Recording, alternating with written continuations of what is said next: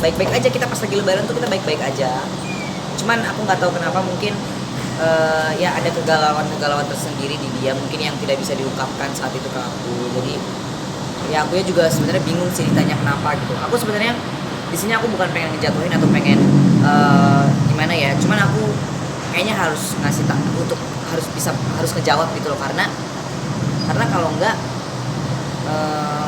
ya orang bertanya-tanya terus ke saya gitu loh, karena kan saya juga kan sendiri kan udah mempublish gitu, aku udah mempublish bahwa aku bakalan memang udah siap untuk bersama dia untuk selamanya gitu, dan dia pun juga seperti itu gitu kan.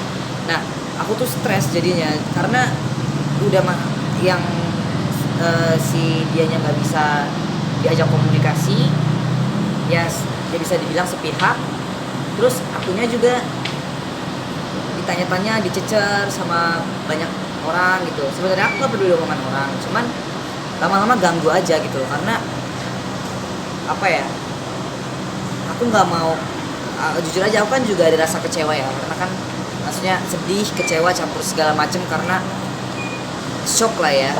Itu menurut aku terlalu mendadak gitu loh, karena nggak ada berantem, nggak ada apa gitu. Pasti kalau misalnya kita ketemu berkomunikasi pasti sebenarnya nggak ada apa-apa gitu. Jadi tapi dianya kan memang lagi menghindar gitu loh ya. Kalau misalnya lagi seperti itu ya aku sih, karena ini aku udah terbiasa ya, jadi ya udah aku kasih space dulu aja. Maksudnya ya udah, aku udah nggak mau berkali-kali kayak gini, jadi ya udah aku biarin aja gitu loh. Kebetulan aku tertolongnya karena kan aku lagi banyak kesibukan nge-DJ, kerjaan aku lagi sering keluar kota, jadi kesedihan maksudnya yang bikin aku pengen jadi gila, yang bikin aku stres segala macam tuh jadi sedikit terobati lah ya, karena ada kesibukan lain, jadi fokusnya tuh kan nggak ke situ-situ terus gitu loh. Itu sih yang sangat ketolong buat aku sekarang, karena kalau nggak aku nggak tahu deh kayak gimana, karena udah terlalu berharap lebih gitu loh. Akunya udah terlalu berharap, aduh akhirnya aku bisa sama dia lagi gitu, ya Allah makasih gitu. Maksudnya benar-benar udah bahagia banget dari hati aku gitu, dari hati yang udah nggak mau apa-apa lagi gitu, udah nggak kepengen gimana gitu, udah nggak mau gitu. Emang udah benar-benar bahagia banget bagi aku gitu. Jadi ya aku shock lah ya, karena udah terlalu menaruh harapan lebih, karena kali ini yang aku lihat memang dianya juga terhadap hubungan kita tuh memang benar-benar aku ngelihat serius banget, dan kita apa-apa tuh kita sering komunikasikan, kita sering ngobrol, walaupun mungkin ada perbedaan, itu mah hal yang wajar menurut aku. Tapi yang penting ini kita tuh udah komunikasinya tuh udah sangat baik gitu loh menurut aku. Jadi sayang aja sih kalau aku, dan apalagi nggak maksudnya kita masih baru banget gitu berkumpul lagi gitu kan, belum ada sebulan gitu, ini baru sebulan, apalagi kita ngejalanin hubungan untuk selamanya gitu kan. Maksudnya ya memang harus pelan-pelan kan semuanya, nggak bisa instan gitu loh. Terus kita udah sepakat, udah ngobrol, udah ya maksudnya ya dia bilang ya, maksudnya kita istilahnya ya pokoknya nikah secara agama pun aku nggak masalah gitu loh. Yang penting kita sah aja dulu. Yang penting akunya juga malu karena aku udah pernah cerai sama dia ya kan. Terus berkali-kali dia kita bareng, terus dianya ngilang lagi, kan aku malu ya. Jadi aku dari awal tuh udah pahitin ke dia, secara agama aja deh yang penting gitu loh. Ngerti gak? Karena ini satu untuk menghindari hal-hal yang tidak diinginkan. Kedua, ini di Indonesia, bukan di luar negeri. Nggak tahu deh, nanti coba lihat aja nanti deh ke depannya. Aku masih belum bisa mikir. Yang penting aku ini aja. Dia punya kewajiban untuk menjelaskan apa yang terjadi. Maksudnya apa yang terjadi aja, biar orang gak nanya-nanya mulu kan. Gitu aja sih kalau aku mah sekarang. Jadi bukan niat untuk ngejatuhin atau apa, tapi memang karena aku sudah membuka sebuah cerita, ya aku harus menjelaskan juga seperti apa gitu kan sekarang gitu. Jadi biar nggak ditanya hal-hal yang sama terus, ngerti nggak sih? Jadi aku itu aja sih sebenarnya. Berarti kalau malam mau tidur masih galau-galau juga? Depresi. depresi beneran. Kalau aku nggak sibuk kerja, itu mungkin aku ya normalnya perempuan ya udah gila kali beneran. Mungkin jadi susah tidur juga nggak sih kalau malam? Sekarang aku gelisah, stres, nggak tahu kenapa. Ini kenapa sih? Kenapa? Ya jadi kayak nggak stabil sih memang perasaan aku. Nggak ngerti, stres banget. Udah bilang aku depresi. Aku setiap amat temen aku kalau lagi ada waktu senggang dikit, lagi break kerja atau apa, gue kenapa gue depresi apa gimana sih ini, gue nggak tahu deh. Gue udah kayak mau gila beneran, tapi ya udah karena aku kerjaannya memang harus menghibur orang, jadi aku kumpulin energi aku, kumpulin stamina aku ya untuk kerja aja, udah fight kerja udah. Kemana lagi nih, ke Bali, kemana lagi nanti aku perform di Taiwan, kemana lagi nanti, udah aku sibukin itu aja dulu biar biar seenggaknya hati aku nggak terlalu drop banget gitu loh. Nggak tahu, bukannya nggak tahu sih, cuman maksudnya ya pilihan hidup maksudnya. Apakah ada indikasi nggak sih kalau? Ya tahu ya. Karena lu deket-deket cowok-cowok kali, Flynn, atau gimana? Siapanya? Lo jadi Aming. Ya dianya juga deket-deket sama cewek-cewek gimana? Sama aja. Ya, memang kita kan gitu, dan kita udah saling ngerti kalau yang kayak gitu tuh. Jadi mau dia sama temen ceweknya dia kayak gimana juga aku santai, dan dia pun mungkin santai. Jadi kayak bukan masalah sih sebenarnya kalau itu. Karena kita waktu barengan juga kan hampir tiap hari kita maksudnya ketemu terus, jadi nggak ada yang harus khawatirin. Dan aku ke Jepang dulu cuma sebentar doang kok, Langsung berubah drastis. Makanya ya jangankan beberapa hari berubah deh, sorenya masih baik-baik aja kali, tiba-tiba malamnya hanya harus stabil. Ngerti nggak sih perempuan itu? Kalau Aming nonton, ada yang mau disampaikan? Ya pokoknya ya semoga baik-baik aja. Semoga kalau ada apa-apa ya tolong ya jangan dipendem. Kami cuma menjelaskan tentang terjadinya perbuatan vlog yang dilakukan di kantor oleh rekan kami. Itu sekitar sebelum Lebaran. Pada awalnya rekan kami menghubungi kami dan juga dirinya Kepala Sari untuk mengundang datang kantornya Sentul. Untuk undangan itu klien kami memenuhi dan hadir di sana. Namun setelah ada obrolan setelah di sana, rekan kami ini menawarkan bagaimana kalau kita buat vlog tentang masa lalu klien kami dan tentang perjalanan karirnya. Pada saat itu ya klien kami ya setuju untuk dibuatkan. Namun yang perlu digarisbawahi dalam hal ini, klien kami tidak pernah punya niat untuk vlog ini dikatakan dan dibenarkan. Dan sampai terjadi pun itu dari viral sampai saat ini rame, klien kami tidak pernah dikasih tahu, dikonfirmasi terlebih dahulu untuk itu diserahkan, ya kan? Dan baru tahu, klien kami baru tahu setelah 2 minggu diserahkan setelah rame, itu tahunya dari dirinya Kepala Sari. Itu perjalanan yang ini, yang cerita yang sebenarnya. Jadi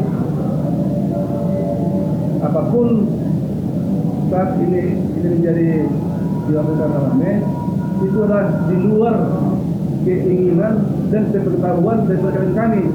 Dan setelah tahu klien kami, dan 2 minggu itu ada juga itu kita tentukan sekarang nanti di ya bahwa klien kami setuju itu. Supaya itu langsung dibuktikan. Karena ini kenapa kami harus jelaskan adalah karena ini udah masuk ke ranah hukum oleh pihak sebelah sana, ada laporan putar klien kami, dan kami lihat statementnya di media itu sangat jauh daripada cerita sebenarnya. Inilah cerita sesungguhnya sesuai dengan keterangan klien kami yang sudah dijelaskan kepada kami. Jadi itulah dulu saat ini yang bisa kami sampaikan. Terima kasih. Ke depan apa langkah-langkah yang kami harus lakukan, Dan nanti mungkin kita nanti akan bicarakan lagi selanjutnya karena ini sangat waktu sangat singkat tadi kita meetingnya, jadi ini aja dulu yang bisa kami sampaikan. Terima kasih. Apa menjadi hak-hak hukum klien kami ini akan kami diskusikan dengan matang dulu, baru kami akan melakukan langkah-langkah yang untuk pembelaan terhadap hak klien kami. Kerugian ada nggak sih mungkin dari Mas Gali sendiri mungkin atasnya seperti ini mungkin menjadi? Nah itu juga nanti bagian daripada akan kita kaji. Apakah ini ada dampak kerugiannya atau bagaimana? Itu nanti semua kita kaji. Jadi kita nggak mau terlalu mau maju dulu ini. Ya kalau kita tuntutannya ini kan sudah mencemarkan juga virus saja, tapi perempuan se-Indonesia itu poinnya. Kita nggak terima perempuan itu dihinakan, disamakan dengan ikan asin ya.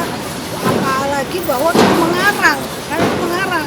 Karena kalau istilahnya nggak ada dokter kandungan, satu yang ngerok pakai sendok itu poinnya tuh.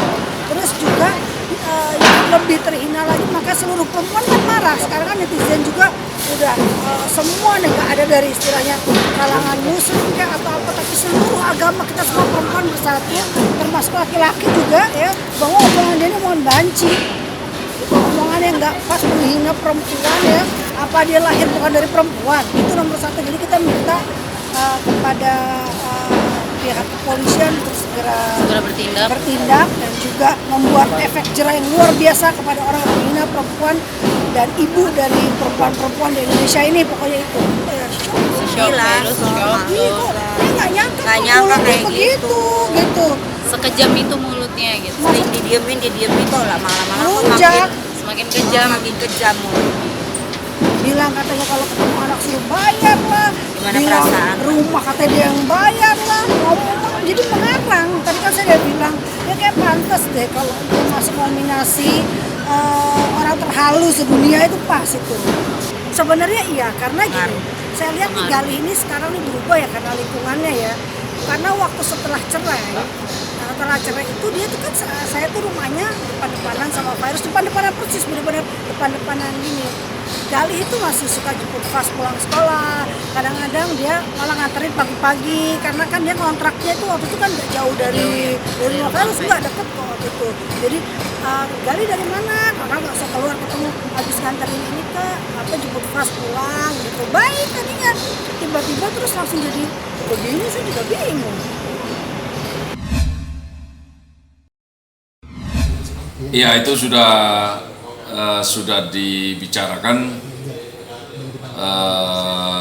juga kuasa hukum saudara DP sudah menghubungi saya, tetapi mungkin beberapa hari ke depan lah yang bertemu untuk berbicarakan semua hal. Tapi sampai saat ini belum ada perdamaian, tetapi mungkin akan dibicarakan beberapa hari ke depan lah. Ya, kita lihat perkembangan nanti. Pasti saya akan informasikan teman-teman lah. Kalau dari Meli sendiri Bang, ini seperti apa sih? Memang kemungkinan damai ada nggak sih? Ya, kalau Merdi kan semua kan sudah diserahkan pada pihak kepolisian dalam mensikapi laporan yang saudara klien kami lapor, dan sekarang sudah sangat bagus sekali perkembangannya dengan mentersangkakan saudara DP. Gitu. Ya, semua kan dari awal Merdi itu dan ibunya membuka pintu perdamaian dari awal. Jadi kalau sampai sekarang semua pasti ingin yang terbaik lah bagi keluarga ini. Sudah komunikasi, kita berkomunikasi begitu nanti mungkin 1-2 hari ke depan kita bertemu lah. Ya, kita nanti informasi apapun nanti saya informasikan kepada beliau. Enggak, itu nggak benar, itu iseng-iseng aja lah. Saya juga nggak ngerti ya. Jadi itu tanggal 6 di Lebaran hari kedua, saya sama istri habis keliling mau istirahat, tiba-tiba istri bangunin saya lagi. Dia bilang, nih apa-apaan nih katanya. Kok ada seorang wanita di akun Instagramnya mengaku istri kedua kamu. Dan waktu saya pencet, kata istri itu langsung pencet nama Sunan Kalijaga, nyambung ke Instagram milik saya yang resmi gitu kan. Saya juga mikir ini siapa? Saya nggak kenal kok. Masa nggak kenal, kata istri saya. Ini ada kayak percakapannya. Saya lihat, kok orang bisa punya percakapan gitu ya. Jadi si akun perempuan yang mengaku jadi istri saya kedua itu diambil sama akun lambe, ya lambe-lambe apalah gitu, terus diposting. Nah itulah yang menjadi jadi istri itu tahu. Saya nggak kenal. Saya bilang itu, saya tegasin fotonya. Saya bilang saya nggak kenal. Saya bilang, dan malam itu juga saya nyatakan ini bukan bahasa saya sama orang gitu loh. Istilahnya apalagi kalau dibilang istri kan, bahasa saya nggak seperti ini. Bisa ditanya, saya bilang, kamu kalau nggak percaya ini bukan cara saya berkomunikasi dengan orang atau dengan istri. Saya bilang ke istri saya, kamu kalau nggak percaya ya kamu tanya aja sama istri aku yang ketiga keempat, begini nggak saya bicaranya. Enggak lah, pokoknya intinya nggak, itu bukan saya bilang. Tapi istri nggak gitu aja percaya kan. Ya sempat dia bete-nya kenapa, itu kan hari ulang tahun dia, baru lebaran kedua, ya sempat kita ada inilah cekcok ya. Maksudnya dia juga masih kurang yakin, nah saya sendiri juga masih kurang yakin ini istri saya yang mana. Saya bilang, saya sih nggak merasa lah ya, nggak ada gitu-gitu, nggak ada.